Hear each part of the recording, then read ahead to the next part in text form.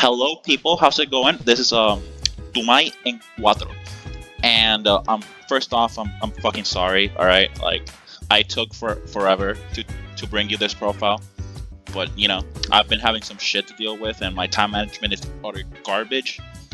But we're here, and today I decided to bring you my alien deck profile.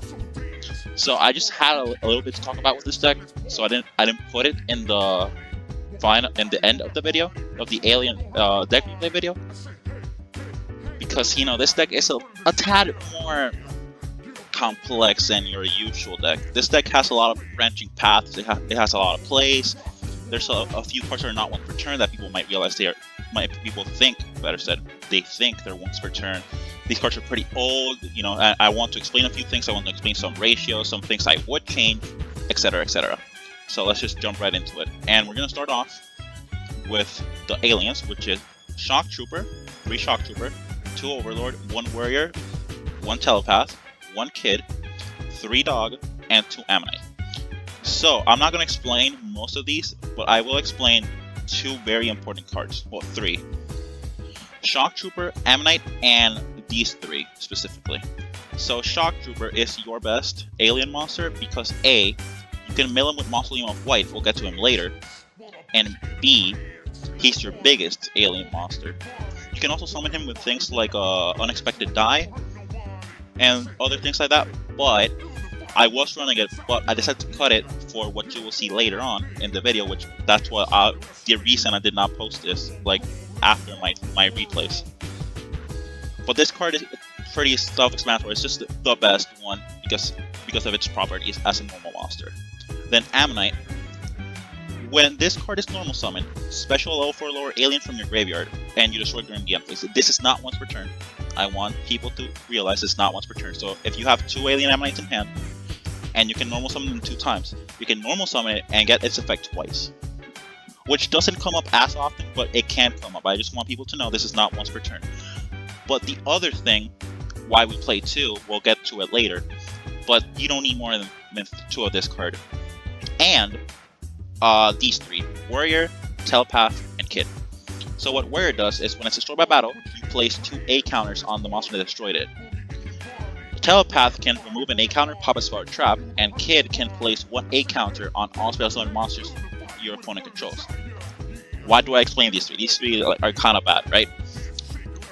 Moving forward, I would cut Warrior for another Telepath or another Kid. Why? My logic behind playing 1 Warrior, 1 Telepath, 1 Kid was, I had, the variety. I had the bigger monster, I had the trap removal, and I have the one that can place A counters. But this card never came up once, and I feel kind of stupid thinking about it because I had Shock Trooper, which is 19, and I play 3. Over this, that's 18, and I play 1. So moving forward, I would 100% cut this card for another Telepath, another Kid, or just cut this entirely. Where 43 cards we can afford cutting 1.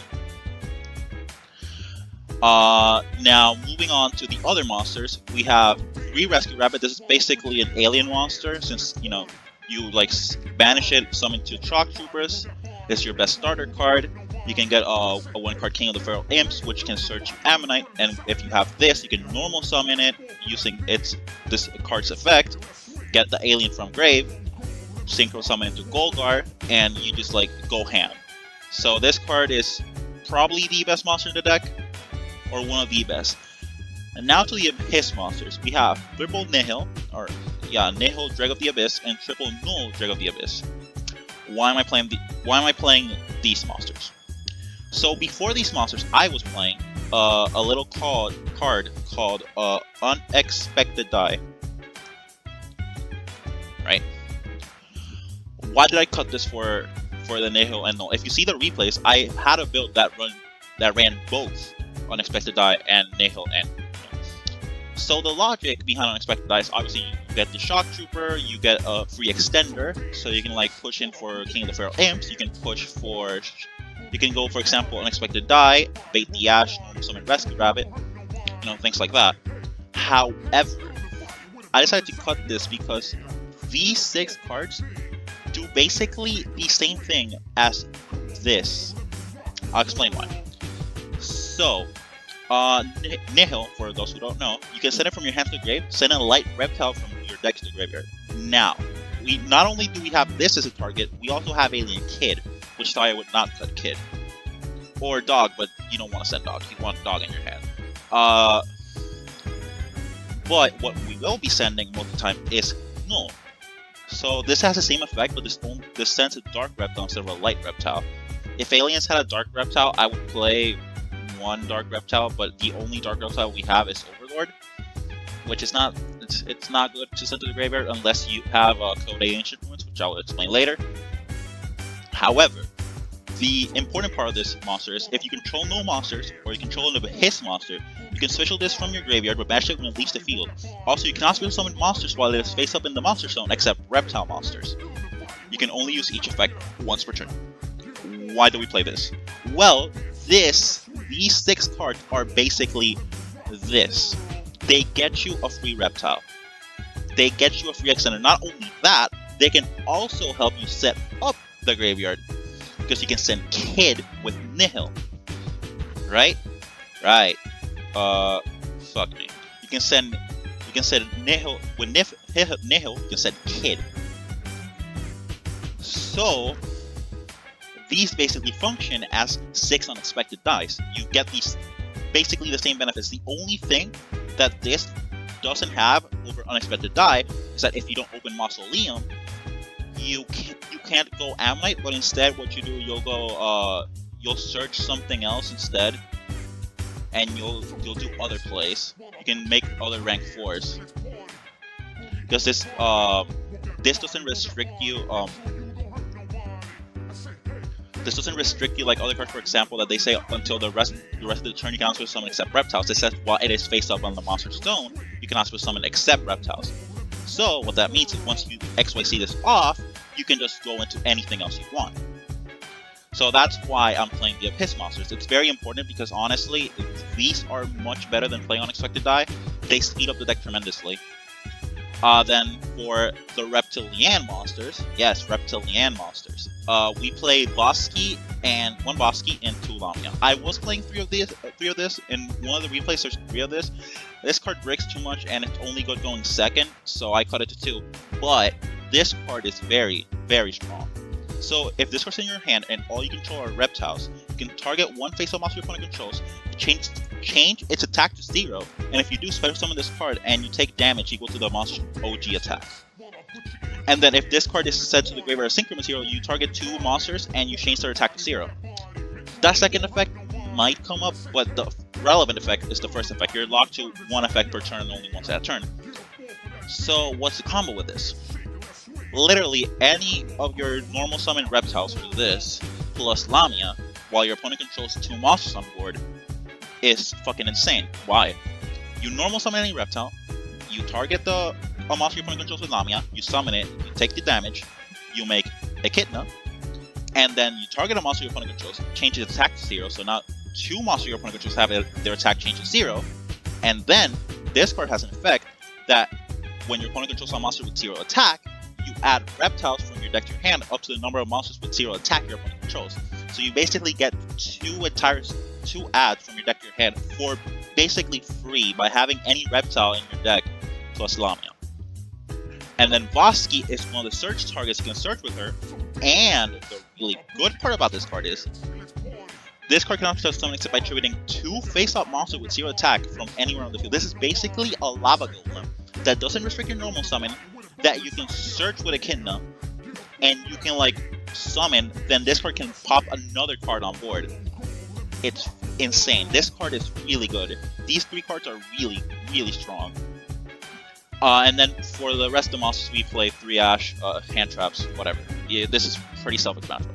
Now for spells, Terraforming, searching Mausoleum, Foolish Burial, can send Nihil, can send any alien monster. If you have Ammonite, can just set up your entire graveyard. Nothing else to say. Monster Reborn, Extension, A-Cell Recombination Device is honestly the best alien card ever made. This is basically a Foolish Burial. Then it puts A counters on your opponent's monsters. And then during the next turn, you can banish this to add any alien from your deck to your hand. This is not once per turn.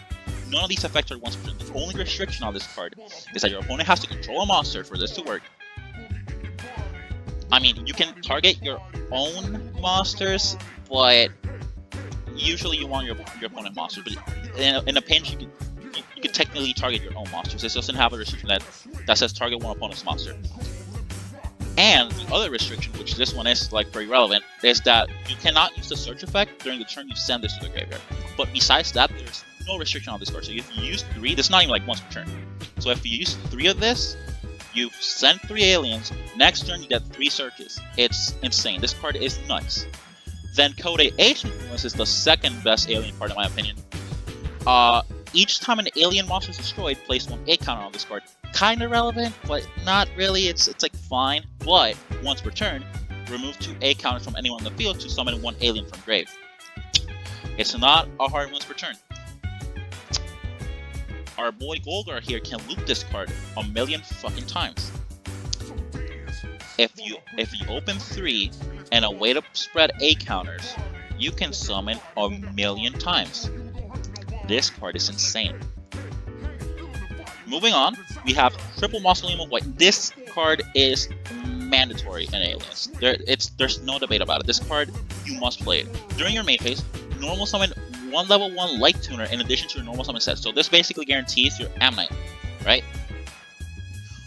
But then the other effect, which is really good, is that you can target 1 face-up monster you control, send 1 normal monster from your hand or deck to the graveyard. 1 normal monster, oh.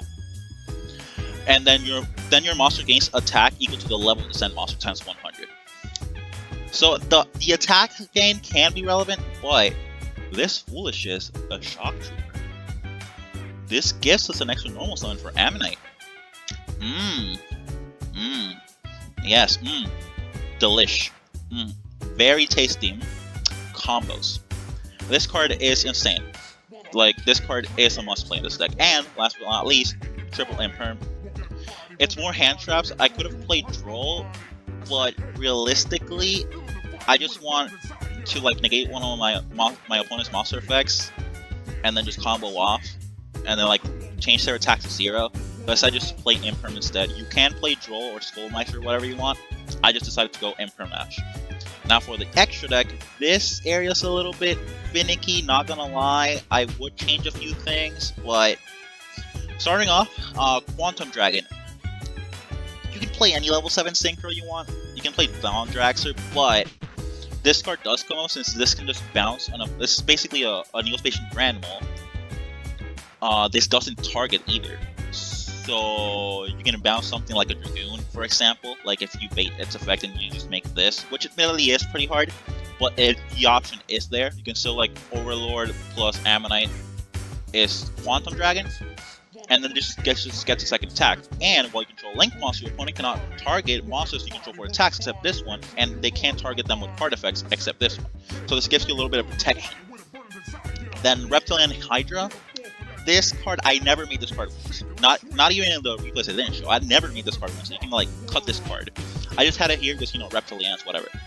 But basically when it's Synchro Summon, destroy all face-up monsters your opponent controls with 0 attack and draw 1 card for each monster. Like, yeah, the effect is strong, but there's no situation where I would go for this over Echidna, which gives you 2 guaranteed searches. This will give you like, what, 2 guaranteed pops and 2 draws, 2 random draws? Like, there's no real reason to go for this, and this also needs 1 Reptilian Tuner, so this specifically needs this to make. So like, ooh, it's kinda looking oofy, brother. Then 2 Golgar, I would honestly cut the Hydra and play 3 Golgar happily.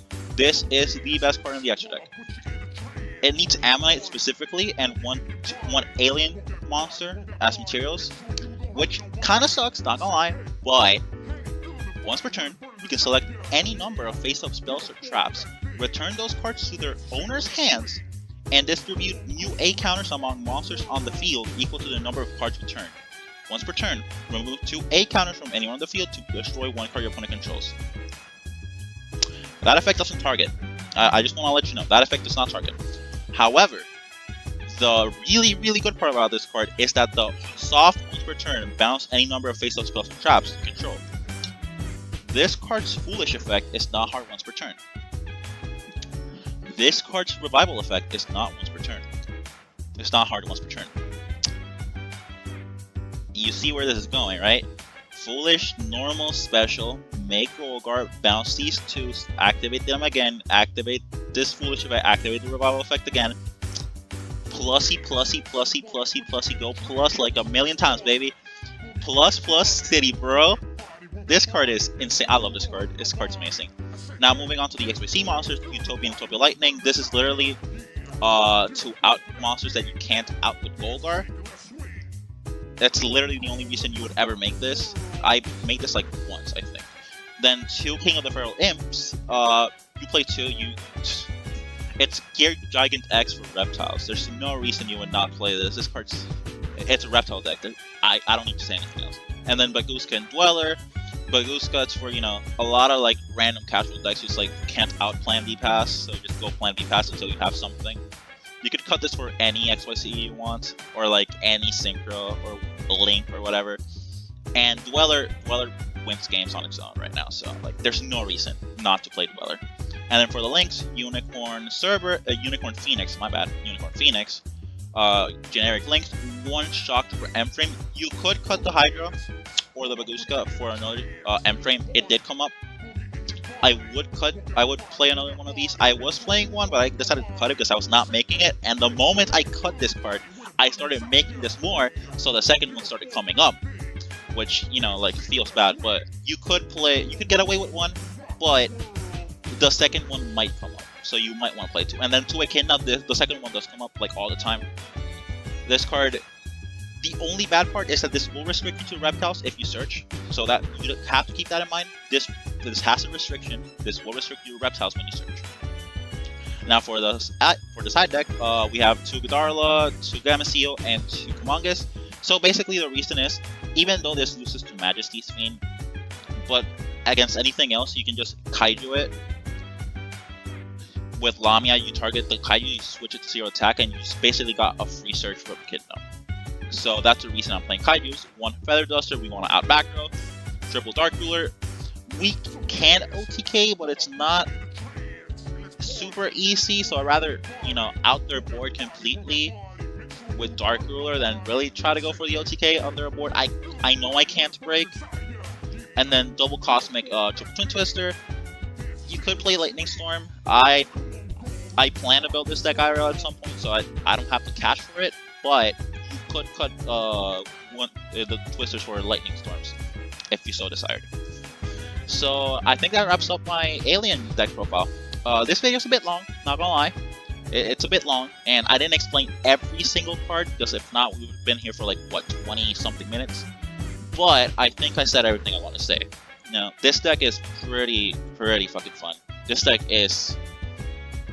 It's not broken, it's not great, but if you want to experiment with something that's really fun to play, that has a lot of potential to like do some interesting shit with things like Golgar, Ammonite, Mausoleum, you know, all the reptile cards. You have a lot of really good alien cards that you can mess around for a control build, etc, etc. Like, this deck just has a lot of things that just make it a fun deck to experiment with. So that wraps up the video. Thank you for watching. Subscribe if you haven't already. And I will catch you in the next video, which I hope I become more consistent with it. Thanks for watching.